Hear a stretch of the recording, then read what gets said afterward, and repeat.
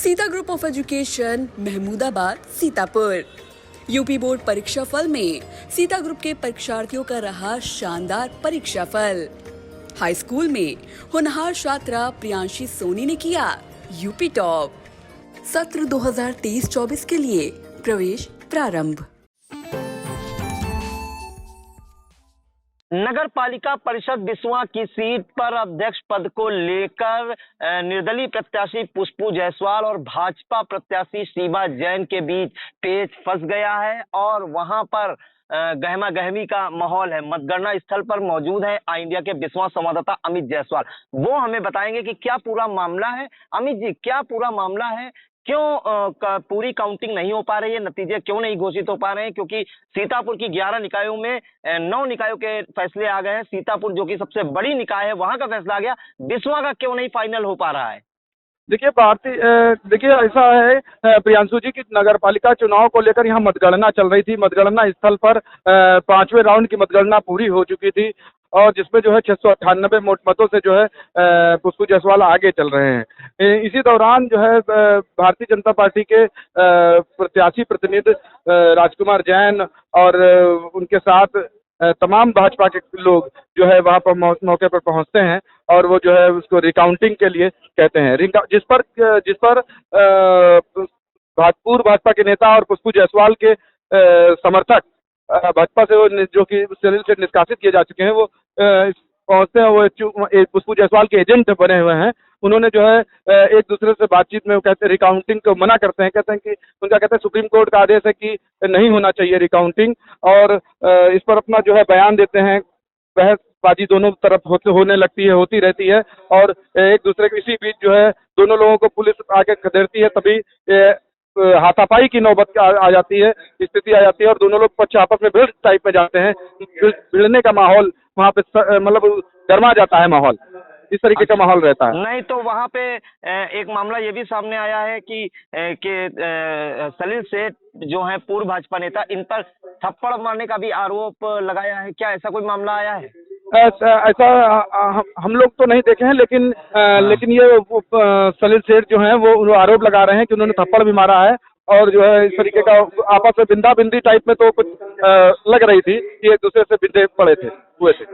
एक जानकारी और चाहेंगे अमित जी कि जब 698 वोट से 5 राउंड तक आगे चले थे पुष्पू जायसवाल, तो बीच में ऐसा क्या हुआ कि मतगणना नहीं पूरी हो सकी? अब ये कुछ जानकारी नहीं मिल पा रही है इस विषय पर। न कोई कहने को तैयार है, न ही कुछ इस बात पे बता रहा है कि किस तरीके के लिए जो है रिकाउंटिंग करने के लिए कहा। लेकिन उनका मानना था कि रिकाउंटिंग के लिए एप्लीकेशन लेके पहुंचे थे एसडीएम महोदय के पास।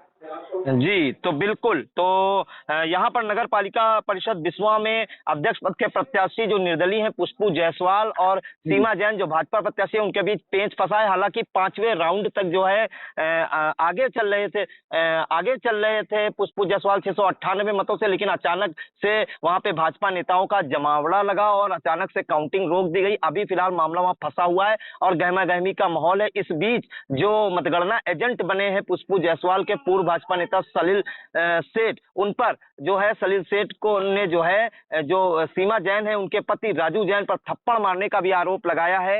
और आरोप लगा रहे हैं। उन्होंने इंडिया को बताया है कि उन्होंने थप्पड़ मारा है। और जो है वो तमाम इसके लिए वो पुलिस को मुकदमा तहरीर भी दे रहे हैं कोतवाली में। बिल्कुल, वो तहरीर भी देने की तैयारी कर रहे हैं राजू जैन के खिलाफ। तो विश्व में फिलहाल गहमा गहमी का माहौल है। तू मैं भी हुई है वहां भाजपा नेताओं पुष्पू जायसवाल के समर्थकों में। हालांकि अभी तक पेच फंसा हुआ है। अब देखना होगा कि कब तक इसका रिजल्ट पूरा आता है। फिलहाल अमित जायसवाल हमारे संवाददाता बराबर नतीजों पर नजर गड़ाए हुए हैं। अब देखना होगा कि किसके हाथ जीत लगती है। तो फिलहाल बहुत बहुत धन्यवाद जानकारी देने के लिए अमित जी। धन्यवाद। का समापन लगभग हो चुका था। हमारा प्रत्याशी निर्दलीय पुष्पू जायसवाल लगभग 700 से 800 वोटों से विजयी हो चुका था। इसकी जानकारी राज्य निर्वाचन आयोग को दी जा चुकी थी। उसके पश्चात राजू जैन रिकाउंटिंग के लिए आए। हम लोग बाहर खड़े थे। हमने कहा रिकाउंटिंग क्यों होगी, क्योंकि कोई आपत्ति नहीं हुई, निष्पक्ष चुनाव हुआ, निष्पक्ष मतगणना हुई है। राजू जैन ने मुझको खींचा, उनके भतीजों ने खींचा और राजू जैन ने मुझे झापड़ मारा, जिसके लिए मैं FIR दर्ज कराने जा रहा हूँ।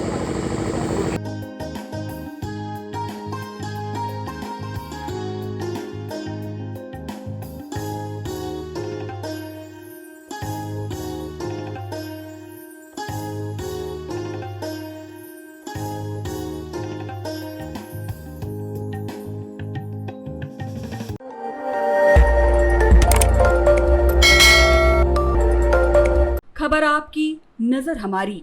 देखते रहिए आई इंडिया।